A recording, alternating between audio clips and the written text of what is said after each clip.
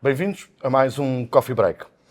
Hoje corro o risco de passar-vos o meu deslumbramento com o que vi a semana passada.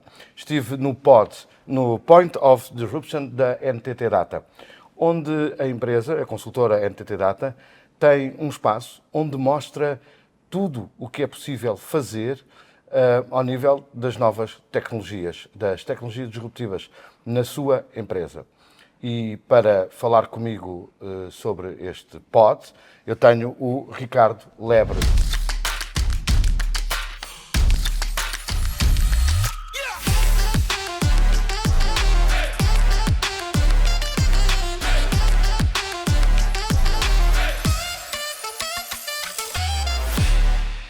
Este conteúdo é patrocinado pela Rumos, especialista em formar profissionais e equipas para os desafios tecnológicos e de inovação.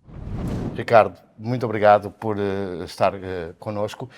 E a primeira pergunta que eu lhe queria fazer é: este pod, de facto, é um espaço fantástico do ponto de vista dos clientes poderem perceber nesta fase da transformação digital o que é que podem fazer, as ideias que têm, como é que podem mitigar as suas próprias ideias, como é que podem, se calhar, fazer coisas completamente diferentes do que é que estavam à espera. É algo da NTT Data em Portugal ou existe em vários países onde a NTT Data tem representação?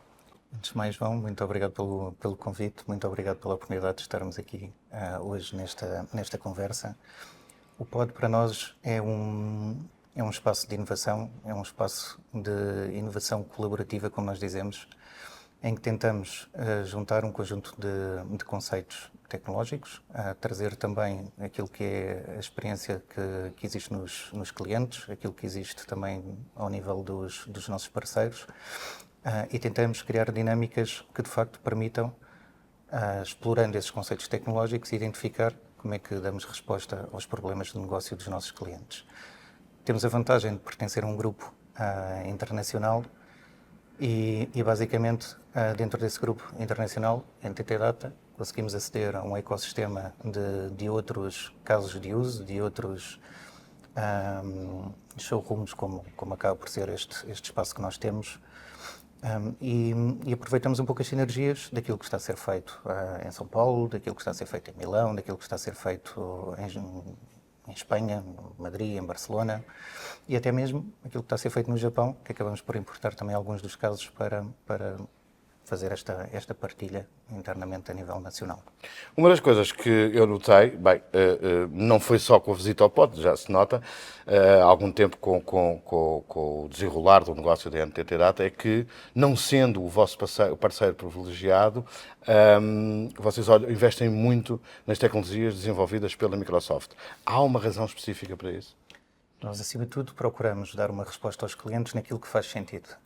Portanto, na prática, todos os contextos em que fizer sentido posicionarmos um determinado parceiro, é isso que nos interessa. O caso da Microsoft tem uma abrangência tecnológica que resolve um conjunto de problemas que hoje em dia estão na discussão no mercado.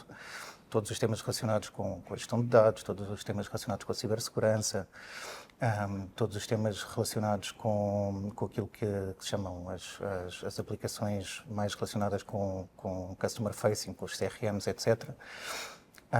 O resultado desse trabalho e dessa aproximação é sermos partners do ano deste ano que passou. Portanto, resulta dessa aposta continuada de trabalho conjunto e é algo que vai continuar também nos próximos tempos. Uma das coisas que eu percebi no pod é que, como já disse no início, é que quando se entra naquele espaço tem-se uma dimensão clara do que é possível fazer com com as novas tecnologias, com um conjunto imenso de novas tecnologias, porque estamos também numa fase de transformação digital. As empresas estão a transformar-se. E ali nós conseguimos ter a percepção das prioridades que queremos e às vezes até sair de lá com uma ideia de que aquilo que era a nossa prioridade não é tão execuível, mas há coisas tão importantes quanto isso. A minha pergunta é: vocês têm a noção da importância, com certeza que têm, a noção da importância dos clientes e que tipo de clientes que tipo de clientes e quais são as soluções que os mais são pedidas nesta fase? As empresas estão a querer conhecer tudo o que é possível, ou estão mais focadas, ou já perceberam? No fundo, o que eu queria perguntar é em que fase estão as empresas em Portugal? Numa fase de aprendizagem e perceber o que é que lhes pode ser mais útil e mais vantajoso? Ou ainda estamos um bocadinho no deslumbramento de perceber eu quero tudo a funcionar com inteligência artificial, quer tecnologia humanizada? Como é que é a fase neste momento? Nós tivemos um desafio grande desde o ponto da construção do próprio pod, ou seja, toda a experiência nós quisemos que fosse bastante imersiva para possibilitar precisamente isso, ou seja, possibilitar que ao trazermos os nossos clientes, ao trazermos as empresas do tecido empresarial nacional, que consigam fazer esse mapeamento entre aquilo que é um contexto mais tecnológico e aquilo que são as realidades que cada um depois acaba por ter. O espaço procurou ser imersivo. Nós tivemos, como eu dizia, nós tivemos a nossa agência criativa a desenhar o próprio espaço e procuramos ter sempre um tema associado a cada... É como se fosse uma temporada associada aos casos de use e nós tentamos ter sempre um tema para ser explorado junto dos clientes. Neste momento, os dois principais temas é tudo aquilo que tem a ver com a inteligência artificial, não podíamos, obviamente, fugir daí, e temas relacionados também com aquilo que é a realidade estendida, ou seja, tudo aquilo que possam ser experiências que normalmente se adequam mais a contextos de treino ou de formação, ou até mesmo alguns temas relacionados com segurança pessoal de pessoas em intervenções com alguma complexidade. Portanto, temos focado sobretudo nesses dois contextos. Mas, por si querer interromper, a minha pergunta seria muito mais. Há uma percepção de que as empresas portuguesas, nomeadamente, ainda não estão maduras o suficiente para integrar. Mas aquilo que me parece é que não é bem assim. É uma percepção, se calhar, um pouco errada. As empresas estão à procura do caminho certo. As empresas procuram muito testar estes conceitos. Daí também a relevância do pod. Temos vindo a fazer inúmeras visitas desde que fizemos uma abertura mais, eu diria, não massiva no início deste ano, portanto, para testar um pouco o conceito, começar a experimentar um pouco aquilo que era o novo modelo do Point of Disruption. E neste momento estamos a ter já um volume de visitas semanais que é bastante intensivo, precisamente por isso, porque as empresas que têm essa curiosidade, querem experimentar, querem fazer os seus testes, têm as suas áreas de inovação, querem começar em pequeno, querem ver de que forma é que se consegue escalar também ao longo do tempo e ter ali um contexto em que conseguem ver alguma aplicação destas tecnologias ajuda muito nesse processo. Dessas conversas, gostava que me falasse de alguns case studies que permitiu as empresas poderem ter a percepção de como é que era a aplicação e o que é que foi aplicável. Sei que traz alguns case studies que eu gostaria que partilhasse connosco. Temos um exemplo que eu considero bastante interessante relacionado com temas de formação e segurança, já há pouco estava a comentar.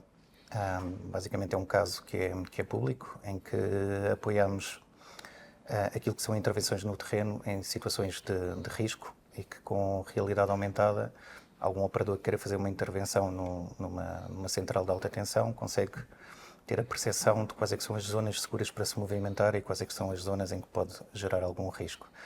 Portanto, é o tipo de desafios em que conseguimos colar a inovação a um impacto real nas pessoas e na qualidade daquilo que é o trabalho das pessoas.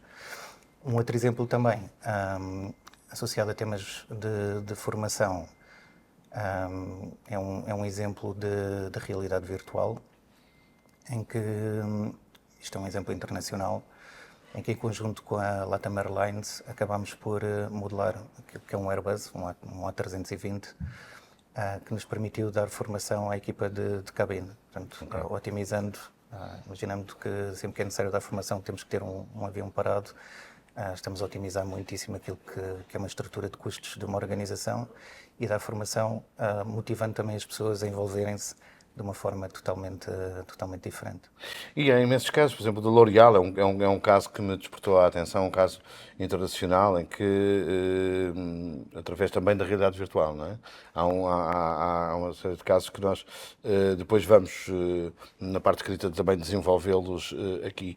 O caminho Este pareceu-me bem, por isso eu dizia no início que tinha algum receio de passar o meu deslumbramento, que é uma das grandes preocupações das empresas vendedoras de soluções de novas tecnologias é poder chegar ao cliente e o cliente faz sempre muitas perguntas, nomeadamente agora com a inteligência artificial, e alguns deles até acham que a inteligência artificial pode resolver problemas que se calhar não são resolúveis. Este permite isso mesmo, corremos aqui o risco de nos repetir, mas acho que não é demais, permite isso mesmo, permite que o cliente tenha a noção real e clara do que é que pode fazer. Um cliente que visita, eu sei que vocês não usam o POD como um ponto comercial, é no fundo mais para as pessoas, mas eu quero acreditar que um cliente que visita o POD sai de lá com uma perspectiva de fazer negócio convosco. Um cliente que visita o POD vai sair, sobretudo, com uma ideia de como aplicar aquelas tecnologias ao seu próprio negócio. Portanto, falavas há pouco do exemplo de inteligência artificial, é um exemplo que toda a gente está a experimentar algo. GenAI, Generative AI, está na boca do mundo e temos ali também alguns exemplos que lhes permite ver essa aplicabilidade. E acaba por ser um pouco essa motivação, é de que forma é que em conjunto nós conseguimos criar estes contextos de colaboração, no fundo, para gerar a inovação de uma forma diferente. Ricardo Ebre, muito obrigado por se ter disponibilizado a vir conversar connosco. E esta é a fase em que todas as empresas estão praticamente, que é testar. E a NTT Data conseguiu aqui mostrar às empresas a potencialidade que as tecnologias disruptivas podem trazer ao seu negócio. E isto é muito importante, exatamente nesta fase em que é preciso testar, e quando se testa é natural que se erre, mas aqui, para mim, e na minha perspectiva, este pode prevenir alguns erros do ponto de vista do teste. Ou seja, quando ali chegamos, percebemos o que é que as tecnologias podem impactar nos nossos negócios e, acima de tudo, também podemos alterar o caminho que estas novas tecnologias podem dar de reforço às nossas empresas. É algo muito interessante e que aconselho todos os empresários que querem ou que estão à procura de soluções a poderem procurar olhar para testar. Esta é a fase em que as tecnologias disruptivas se encontram. Nós voltamos para a semana.